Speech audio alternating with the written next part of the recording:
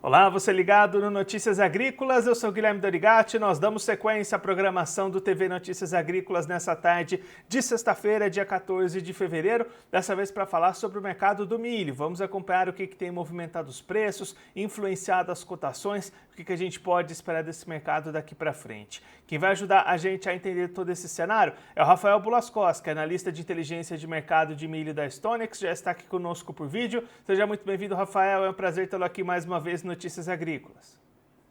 Boa tarde, Guilherme. Boa tarde a todos. É um prazer estar aqui. Rafael, movimentações positivas para o milho aqui no Brasil, no mercado internacional. Primeiro vencimento ali da B3 passando os R$ 80. O que tem estimulado essas altas no mercado nesses últimos dias? Olha, Guilherme, é aquele famoso contexto que já vem ditando o mercado aí desde o começo do ano, que é, assim, temos visto uma produção no ano passado nos Estados Unidos veio um pouco abaixo, assim, né? E agora a gente vem ganhando ainda mais força pensando em riscos maiores para a safra sul-americana. Tanto na Argentina, que a gente tem visto um clima muito ruim, tanto para a safra de soja quanto para a safra de milho no país, quanto no Brasil. Por mais que no Brasil aí a gente tenha ainda uma, né, vá colher uma safra de soja muito boa e a boa parte da safrinha de milho sequer foi plantada ainda, a expectativa de um atraso na colheita de soja que a gente vê observando faz com que o plantio da safrinha fique numa janela menos ideal, assim, fazendo com que alguns agentes já se preparem para esse cenário que pode vir a trazer uma oferta mais impactada aqui no país. Além disso, pensando ainda em mercado internacional, essa semana a gente tem acompanhado muitos movimentos do presidente Trump nos Estados Unidos. Ele veio respondendo, né, veio fazendo novas propostas tarifárias e tal. E nos Estados Unidos isso tem sido visto com bons olhos, justamente porque a gente encontra o produtor americano pode vir a encontrar um mercado melhor no mercado internacional para manter exportações fortes de milho, o que deve fazer com que a demanda pelo milho norte-americano siga boa, fazendo com que os preços reajam positivamente. E aí, Rafael, você destacou nesse atraso na colheita da soja, atraso no plantio também da safrinha. Quanto é que a gente consegue apontar desse atraso nesse momento? Quanto é que a gente tem plantado e quanto é que deveria estar plantado ali dentro das médias para esse período? Olha, Guilherme, de fato, como eu estava comentando, né, a gente tem um atraso, é claro, mas como eu estava comentando com você, a maior parte da safrinha sequer foi plantada, né, um atraso muito inicial ainda. A gente tem visto um clima que tem ajudado um pouco mais os trabalhos de campo, principalmente no centro-oeste do Brasil aqui. Então, a safrinha vem ganhando força. Vamos ver se a gente consegue fechar aí o período de plantio com uma janela boa. Falando de números mesmo, de quanto já foi plantado, a gente está aqui no nosso número da Estônia, que se vai ser atualizado hoje, no final da tarde, né? Mas até a última sexta-feira a gente estava com cerca de 24% da área da safrinha já plantada. Para efeito comparativo, no ano passado, nessa mesma semana de referência, a gente tinha cerca de 33% plantado, ou seja, cerca de 9% de diferença, assim, entre um ano e outro. Então, claro, sim, temos um atraso, mas de novo, é aquilo. O clima tem ajudado, o clima, né, bem menos chuvoso aí nos últimos dias, e a gente sabe que os trabalhos de campo, uma vez que o clima tá bom, eles seguem e a gente deve ver um andamento muito bom aí no plantio da safrinha agora ao longo dessa semana e da semana que vem. Se a gente pensar para frente, Rafael, o que pode entrar aí no radar do mercado? Tem fatores capazes de trazer esses preços para baixo ou essas altas devem permanecer por mais tempo? Olha, pensando do lado da oferta, vai ser justamente a safrinha brasileira. A safra argentina, desculpa. A safra argentina já tem sido precificada, claro que ela ainda pode trazer surpresas, principalmente do lado negativo e tal, mas agora vai ficar muito mais em conta da safrinha brasileira, que vai começar a se desenvolver a partir então dos próximos meses. A gente vai ver esse milho entrando na fase de polinização, etc., né, do pendoamento do milho. Isso deve. O clima durante esse período no centro-oeste brasileiro vai ser um ponto de atenção muito importante. Então, do ponto de vista da oferta, vai ser o clima brasileiro dos próximos 45 dias, pelo menos. Além disso, o mercado também já se prepara para receber, a partir do mês de março, os primeiros números de intenções de plantio nos Estados Unidos, né? Os Estados Unidos começam a plantar no verão do hemisfério norte, ou seja, ali para maio eles já começam a preparar algumas áreas para plantar. E assim, a gente tem visto um preço muito mais competitivo para o milho do que para a soja, uns fundamentos muito mais fortes do que o milho para a soja. E a gente já espera, então, que haja uma substituição de algumas áreas de soja que devem plantar milho, então, agora em 2025. Isso também, dependendo de como vier esses números de intenções de plantio, isso também pode vir a movimentar bastante o mercado.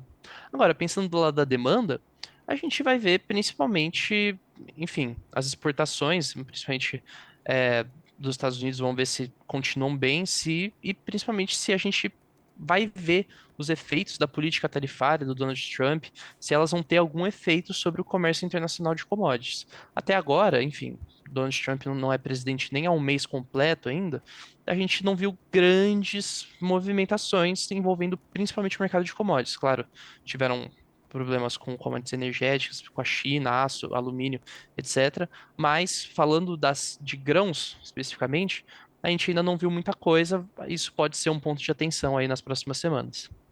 E, Rafael, para a gente encerrar olhando também para esse ponto de demanda aqui no Brasil, quais que são as expectativas para esse ano, para a demanda interna, para as exportações? A gente pode esperar demanda aquecida aqui para o milho brasileiro também?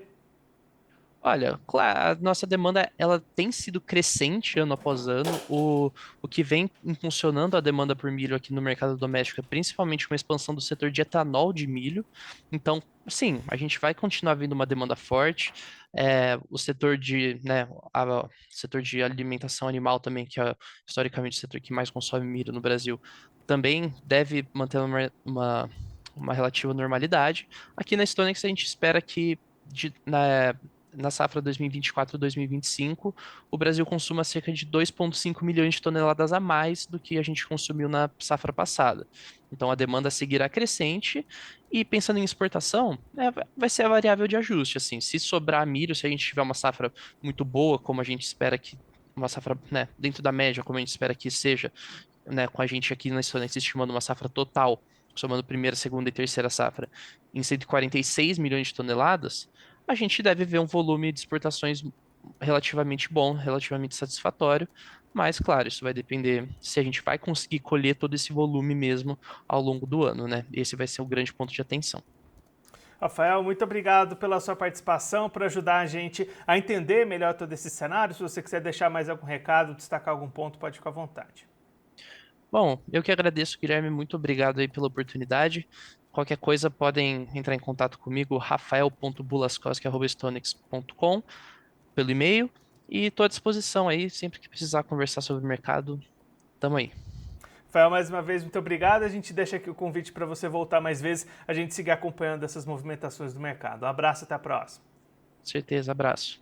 Esse é o Rafael Bulaskowski, analista de inteligência de mercado de milho da Stonex, conversou com a gente para mostrar um pouquinho esse cenário de fortalecimento, de sustentação para os preços do milho aqui no mercado brasileiro e também no cenário internacional. Rafael destacando um movimento com um olhar bastante voltado para as atividades em campo aqui no Brasil, atraso na colheita da soja, também atraso no plantio do milho. Até a última sexta-feira, números da Stonex, 24% da segunda safra semeada, quando no mesmo período da safra anterior já eram 33, então 9 pontos percentuais a menos de plantio até a última semana para a segunda safra brasileira. Esse atraso tem causado impactos, os preços têm subido nos últimos dias, inclusive passando do patamar de R$ 80 lá na Bolsa Brasileira B3 nos primeiros vencimentos. E aí, olhando para frente, o Rafael destaca que esse clima de plantio e de desenvolvimento para a safrinha brasileira deve seguir mandando nos sumos do mercado daqui para frente.